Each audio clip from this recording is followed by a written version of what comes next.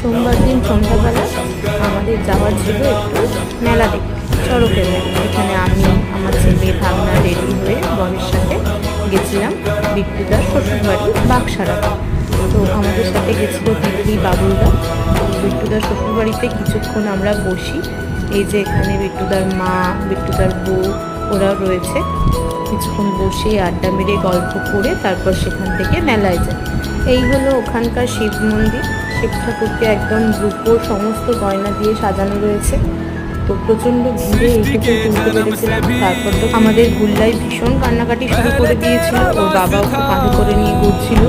তারই মধ্যে আমরা একটু ফুচকা খেয়ে নিলাম।